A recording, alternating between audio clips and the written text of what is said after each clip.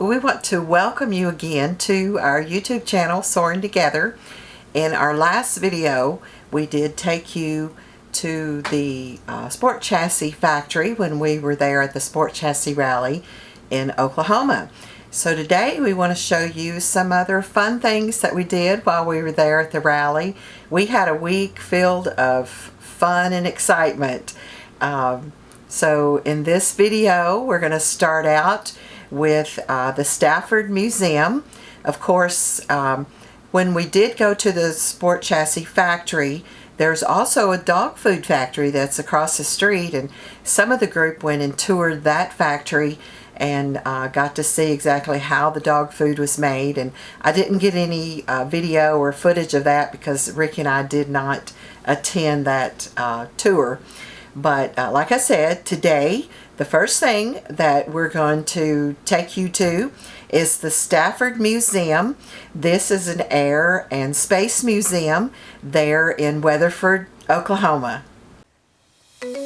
We are Rickey and Denise. We sold everything in 2020 and hit the road to RV full time. We travel in our Freightliner M2 truck, pulling our DRV JX 450 full house that hauls our 2020 Harley Tri-Glide. We invite you to travel along with us as we are soaring together.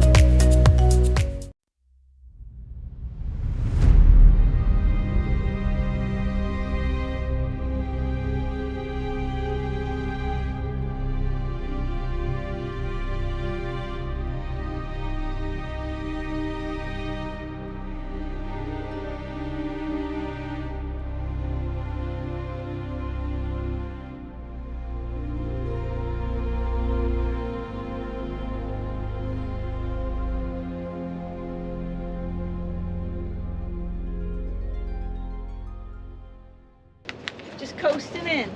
That's Nice. it. There we go. Maybe it needs gas. Hey, you lost Anna. No, she's. Well, maybe I did. You lost her. Again? I left her at a gas. Did you fall off? I had to walk.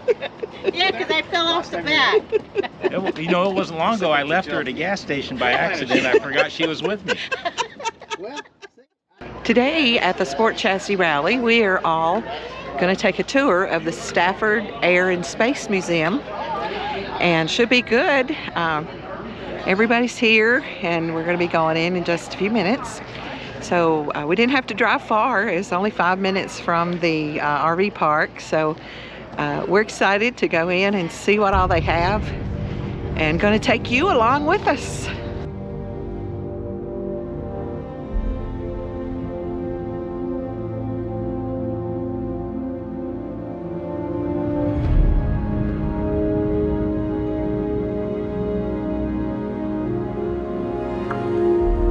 The Stafford Air and Space Museum is named in honor of Weatherford native and legendary test pilot and astronaut Lieutenant General Thomas P. Stafford. The museum is considered one of the finest and most comprehensive air and space museums in the central United States and encompasses 63,000 square foot of exhibits under one roof. The museum is located along Route 66 at I-40 and exit 84 in Weatherford, Oklahoma, and welcomes visitors 7 days a week, 360 days a year.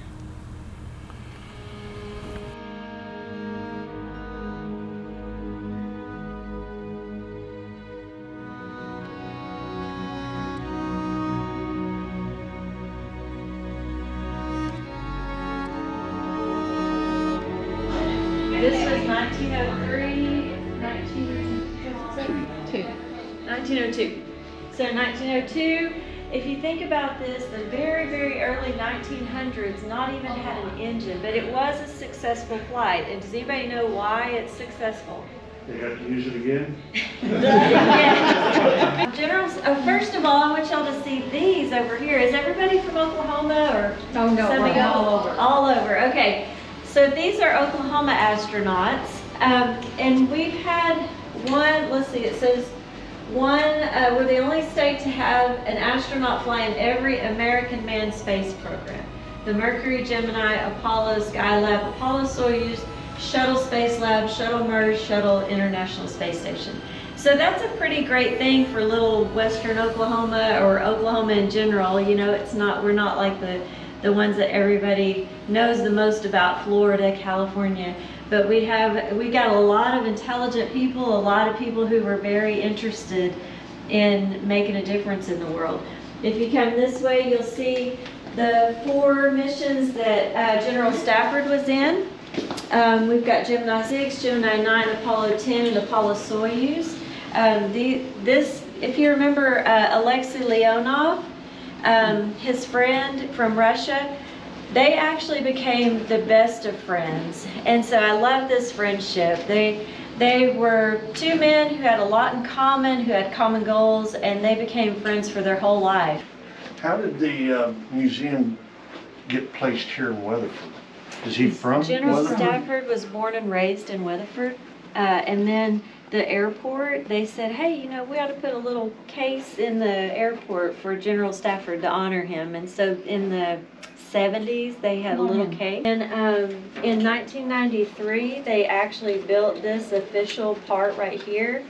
And General Stafford, when he came in, he said, I can't believe they would make a museum this size for me, and it's just these 2 rooms. And when you see what we've added, we actually have 63,000 square feet of space. Wow. But these 2 rooms, he just could not believe that they would do such an honorable thing for him in his hometown. These are the actual engine turbines of the F-1 of the Apollo 11 flight. They brought them up from the ocean, and we were able to put them in our museum. He did that in 2013, but we've just gotten this gallery done, so we got to put them in here this time. And this is General Stafford's actual suit that he wore on Apollo 10. Some of those kids are so observant, but one of them said, why is the helmet different here than it is up there? Does anybody know why? Because he never had to leave. He never left the spacecraft. They actually had to be prepared for the sun. This is the actual docking ring that would have been used had the first one gone any kind of malfunction. This would have been the one they would have used. So if you want to look at it, you can see all the wires. I usually have the kids come through and shake each other's hands, since that was the famous handshake. If you look up there, you can see that's what they were doing right there. The Russians had one side, and the Americans had one side. That I think is a very meaningful story is over here. So did these people actually sign this? Yes, these are the actual astronauts from Russia and from America that were on this mission. Yes, they have their signatures there. And this is the actual suit that General Stafford wore, and the actual suit that Alexei Leonov wore. This was the Russian side, and this was our side, and right here is that docking ring. Isn't it interesting? And we had never seen the inside of theirs. They had never seen the inside of ours. This is how they built theirs. This is how we built ours. And when they went in, they ate each other's food. They just got to see everything that they do, which was similar but still different than the others. So it was really kind of neat for them too.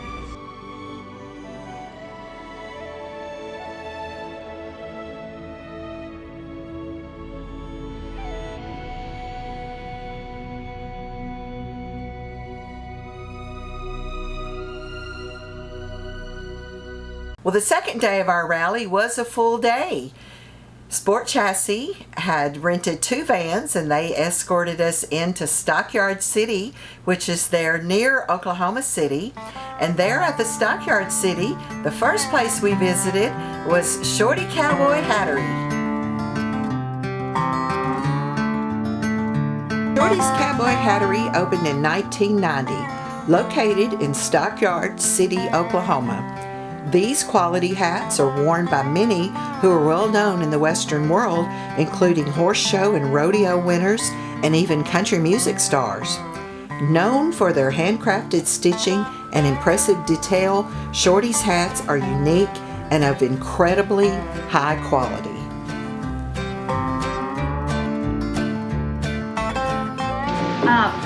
So what we do here is we actually build custom felt hats. So we build all of our hats out of beaver fur, because beaver fur is water resistant, resilient. It can hold the strength, the durability, the dirt, the wear and tear.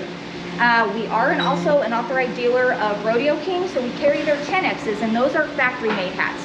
So it's like going into a boot store and getting a pair of shelf boots, or there's a company that has custom boots that you can do. So that's what we do here. We build all of our felt hats behind here. Each hat is built by 9 sets of human hands.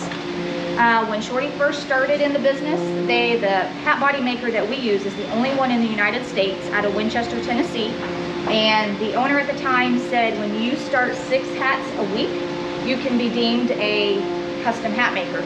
We try to start 40 to 60 hats a week now. Wow. So that's custom as well as stock hats. So we build a small stock line of hats so people who don't want to wait the custom lead time can come in and take one with them. Our stock production isn't as big as it has been in the past because, of course, we all know supply chain issues. So we right now have about a 7-month lead time. That's average, give or take, based on when we get the raw materials in. So we build 2 qualities. We build a 50X, which is a 50 to 60% beaver blend in the hat, and then we build a 100X, which is 100% pure beaver hair hat, the best hat that you can get. So this is what they call a blank. This one is 100X, so this one's 100% pure beaver hair. It's soft, it's going to be durable. So when we do a custom head shape on a customer, we do what's called a head shape and a head measurement. So everybody's head shape and head measurement is going to be different. So we don't use a conformator, we use what we use to build custom hats. It's one of our ways to make sure that we get that hat to fit as if it is the true hat sitting on your head. So we take it and do a head shape, and then we do a head measurement. Everybody's is going to be different. You and I both may measure 22 inches, but if you put our head shapes side by side, they may be different in just a little bit of aspect. So then what happens is when we get this in and we get the raw body in, what our production team is, then they determine what hat block.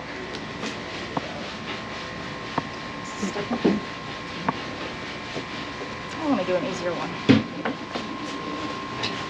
Okay, so these are our hat blocks. So these have been used for a very long time. You can tell some of them look a little bit more aged and used, some of them look brand new. So we can build anything from like a 6.5 all the way up to like an 8 and a quarter and a half.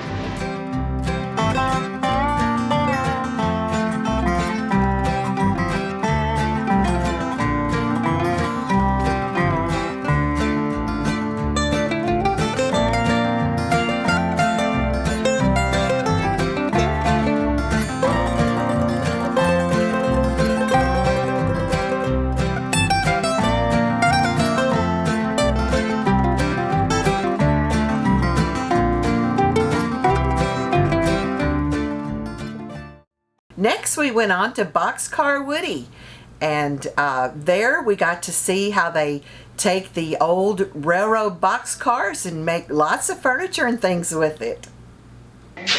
Where are y'all from? All over. Tennessee. All over Oklahoma? Oh, Tennessee. There we go. Illinois. Kentucky.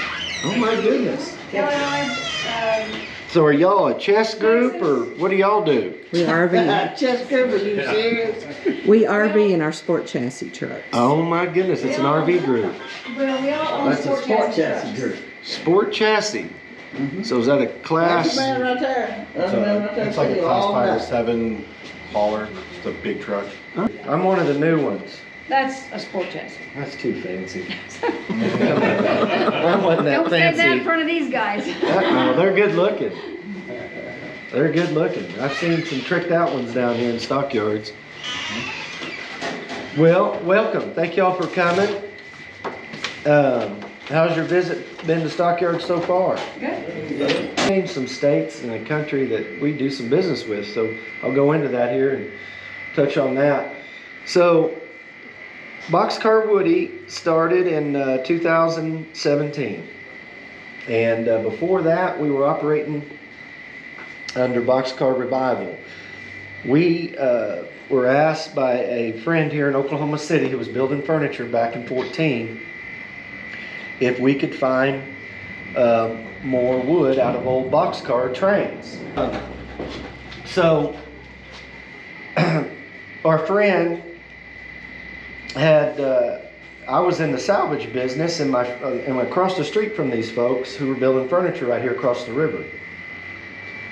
And he had asked me, hey, you're in the salvage business, can you find some more of this wood? We've run out of it and we're booked out for 60 days on building tables. And I said, I'll see what I can do. But my world was automotive and this is trains. It's a totally different thing. And anyway, 6 months later, we finally figured it out with a company out of Albertville, Alabama. And they're called Progress Rail. And they gave us a shot at pulling this wood that they were sending to the landfill because they were just scrapping the iron off the trains. They didn't care about the wood. And so that endeavor started in 15, and we kept rolling along, and we got more wood than he could buy. So I decided to close down my salvage and start a new career, going on the road selling watermelons. No, selling reclaimed lumber. So I'd load this stuff up in my truck, and I went on tour and got others interested in other cities so we could spread this around, because again, I had more wood than this customer here in Oklahoma City could consume. Fast forward to 17, we started our first store. We didn't own any stores, we just wholesaled the material. And we would go from Roanoke, Virginia to Galesburg, Illinois to Wascom, Texas, Albertville, Alabama, and even on the West Coast in Northern California, we would chase down these cars as they would call and say, hey, we're going to cut these cars up, can you be here in such and such day? And that's what we were doing on the road while we were introducing other people to this beautiful material. So in 17, we started Boxcar Woody to sell this wood to the public. I borrowed the name from a fellow Okie, Woody Guthrie, from Oklahoma, Oklahoma, who was a champion for the blue collar. Many of you have maybe heard of him or heard of some of his songs and poetry that he wrote. And we wanted to put this in the hands of blue collar or the DIYer who can actually make their own furniture for their family or their store or their restaurant or whatever. It was September 2020, we opened up a furniture store over in the stockyards to continue selling the beautiful pieces if you didn't have a way to build it. Our motto is made for you and me. We believe in sharing. You can come to my lumber store or go to the furniture store and get your ideas for your own project, and we'll help you all the way through that. Whatever it is you need, we'll help you with, whether we sell you something or not. And then those who want to commission a piece to be built, we'll build it for you and work through that process and deliver it to your home or your business. So we believe we're saving a piece of history that we won't see again. And it's an incredible piece of social currency that people can want to put in their home, whether it's an island or a countertop or the farm table itself. We have retailers that want to add something different to their bar or their restaurant. And we had a recent project in Colorado that was fun. We worked with Edge Construction there outside of Boulder, who fitted a bunch of our product in the new Twitter location at 65,000 square foot, their new office there in Boulder. That was a fun project that just got completed. Well, not wanting the history of old boxcars to disappear, Boxcar Woody retrieves the deactivated boxcars and uses the wood materials to create furniture such as tabletops, bars, stools, chairs, beds, and many other interior design pieces. And next was on to the First Americans Museum.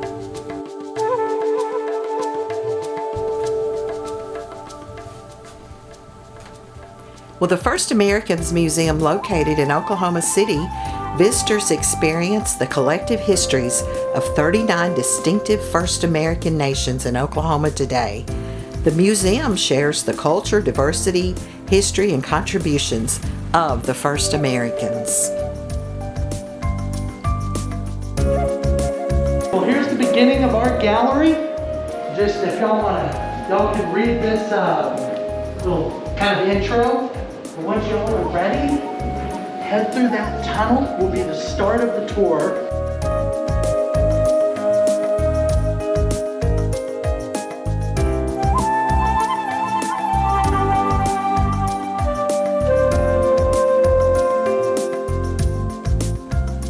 Only a few tribal nations originated from what is now the state of Oklahoma. All others were removed from homelands across the United States to Indian Territory. In 1907, Oklahoma became the 46th state to enter the Union. The state's name comes from two Choctaw words, Okla and Homa, meaning red people. And while we were waiting for some others in the group to finish the tour, we spoke with one of the workers there, and he had this to share with us. Back up. So that's what that signifies, is them coming back out. Coming back? Okay. Yeah, there's so many little things. That Well, yeah, you know, some of it I could kind of follow, like from the buffalo to the Did you catch wagon and, you know, on through to the truck and then the spaceship and all that. Do you get the reference of the spaceship though? Not really. So there's an astronaut. I think his last name is Harrington. He's Harrington, Chickasaw. okay. Yeah, he's a Chickasaw. Okay, so that's why Mm-hmm. that makes sense. Yeah. Yeah. But yeah, there's so many things on that. But yeah, those murals are really fun to look at because Yeah, as you it's- look at it more and more. Yeah, the more you start- look, the more you see. Yes. My grandmother, my late grandmother, she weaved ribbon shirts and whatnot all her life. My great grandmother on my Navajo side, she was a silversmith, and she also made Navajo rugs. Yeah, but they So- told stories Mhm, with their drawings. Oh yeah. yes, and I actually remembered one of my stories I learned when I was a little kid, because I'd watch my grandmother weave, and I mean I'd wake up at 4 in the morning and just hear it, dun, dun, dun, dun, dun, dun. Shh, shh, shh. Because she'd be up all night making these beautiful rugs, and I was watching her do it one night, and I noticed she was like one of the layers was off, like there was an imperfection, and I said, I remember, thank you. I asked her, I said, Grandma, I said, your layer is, that one has, thank you. I said, that layer has more yarn than that layer, color-wise. And she said, oh, it's supposed to. And I said, well, what do you mean? It's off. And she said, it's something that always stuck with me. She said, in Navajo, when we make our rugs, jewelry, anything like that, there has to be an imperfection. Because as we go through life, we're not perfect. Always things that we'll mess up, that things will happen that we have no control of. And you know, we'll make mistakes. It's learning from those mistakes. Yeah. That's something I've carried with me since That's I pretty was a special. little Yeah. kid. Well, there in Weatherford, Oklahoma, we were close to two of the Route 66 museums. So we toured the Route 66 museum there in Weatherford and also the one in Elk City, Oklahoma. Well, we are now in the Route 66 museum in Elk City, Oklahoma, and we're in the barn. So we're looking at trucks. Looking at trucks and tractors. Let's look back through here. Here's an 18-wheeler truck. Actually, doesn't have the trailer on it, but yeah. And there's a tractor, the old farm all tractor. And over here we have the wagons and the old mule plows. My grandpa used to plow with these mule plows. That's a 25 Ford Model T touring car. Some more tractors. We have John Deere's. Another big, looks like a case combine back there. We have another farm all tractor. Now this is the H tractor. So this is the tractor my dad had. The H. Has two wheels in the front. They had a Super C too. Well, he had the little cub tractor too. I don't know if it was this size. This one. A Plymouth. This is a 1948 Plymouth Coupe. Check that out. And then on this side, we have some more farm equipment. We have some more mule equipment. Pull that with a mule.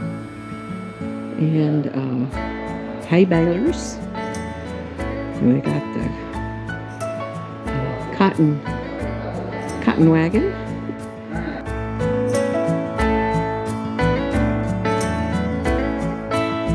Many of you are familiar with Route 66, and you know that it runs from Illinois to California.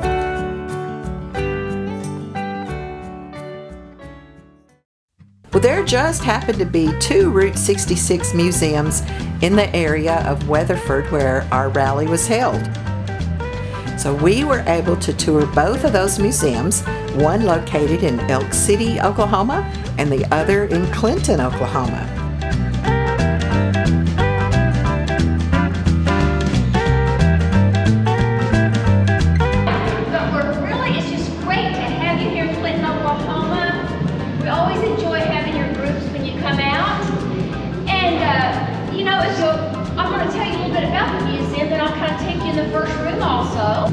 But this is the largest museum from Chicago to Santa Monica that's actually dedicated to the complete history of the road.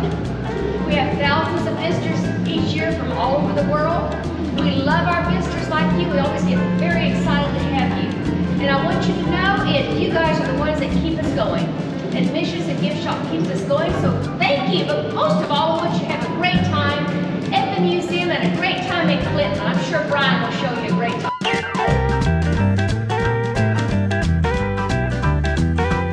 Well, the museums that are along this road, known as the Mother Road, depict the eras of the road and the interesting places that made Route 66 so famous. From the roadside attractions, tons of memorabilia, and historical documents, you take a walk back through time as you tour each museum.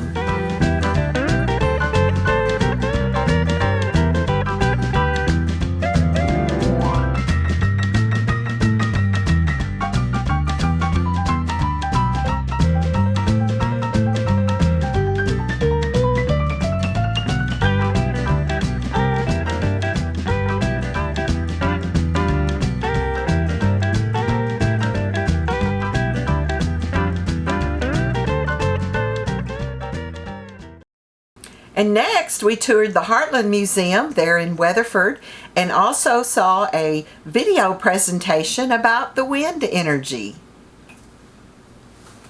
While he's getting ready, I am Zella, and so we are so glad that you chose to come and see the video of the construction of the wind tower.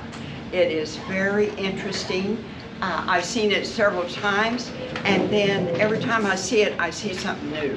So I think you will really enjoy it. But thank you for coming.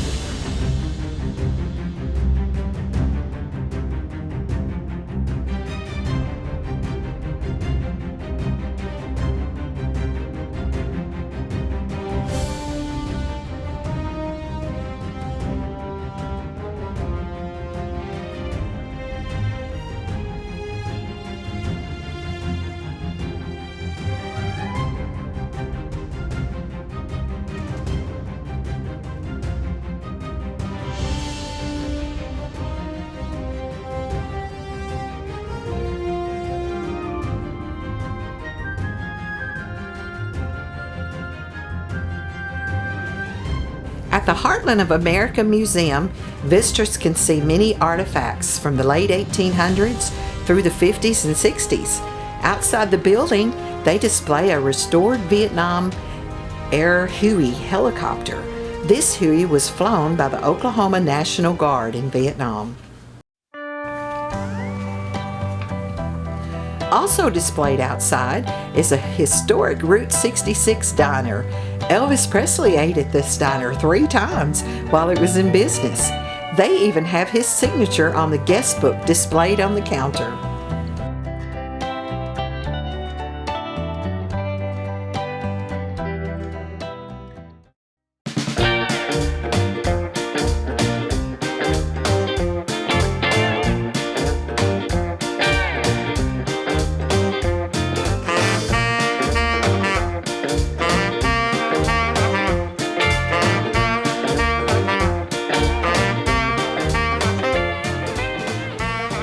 We were so appreciative of the workers and volunteers, and they were very excited about our group stopping by and even had water and drinks to share with us before we left.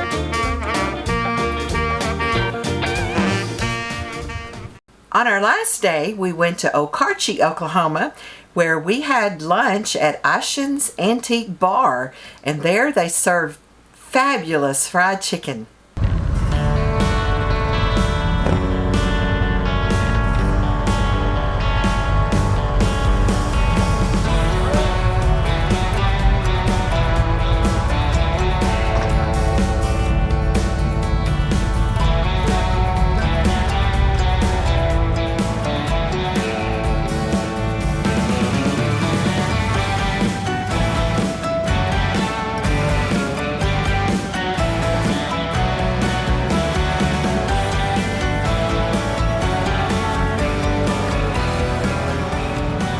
About 900 to 1,000 is about average on Saturday. Summer's busier. You guys picked a good time. Saturdays, you can wait a good hour, hour and a half. So that's not to get in. Not to get in, to get your chicken. I'm not a waiter, so I'm not going to do that. 125 years? Yeah, so 1896, if not selling chickens, 1896 is when, so I'm fifth generation, my dad's one of the owners, he's still alive. So that's when they started, but they did. And then the chickens came on in the 60s. So they always had the sandwiches, and then that room was the bar only, and this room was an IGA. So the family had their own IGA store, which we closed in 2004. Once Walmart opened in Kingfisher, you know, people said that. So the chickens came in the 60s. My uncle did a shuffleboard tournament, and the winner would get a pan-fried chicken. So he started the recipe and kind of just, you know. And then diners, drive-ins, and dives came in 11, I think. So that really helped, you know, put us on the map. So how do you pronounce the name of the town? Okarche. Stands for Oklahoma, Arapahoe, Cheyenne. Okarche. What's the population? I think right now it's 11 to 1,200. Right. Not very many. They didn't even have the street light when I was in high school. And then when they put it on, you could go flip off with it. Not that we did that, but yeah, right. So small little place, but I grew up here, but then moved away for about 10 years. You appreciate it more when you come back. Yeah.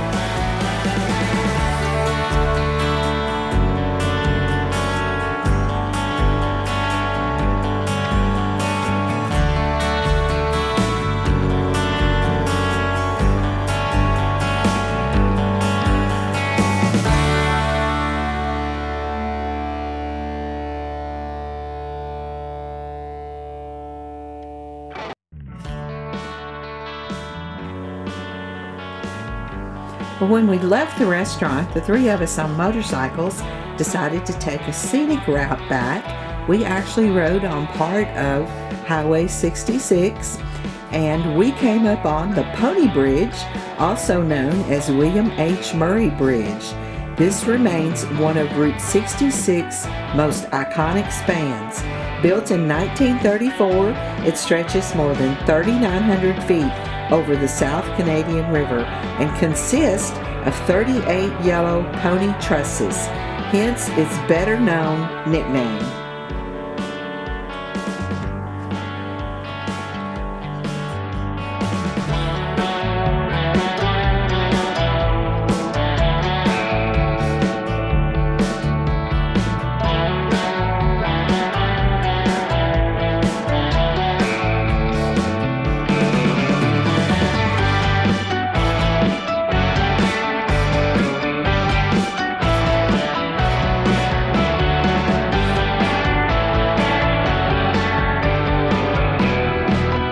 We hope that you have enjoyed today's video and enjoyed all the museums. And if you're in that area of Oklahoma, be sure and stop by some of those museums. I know you'll find them all just as interesting as we did.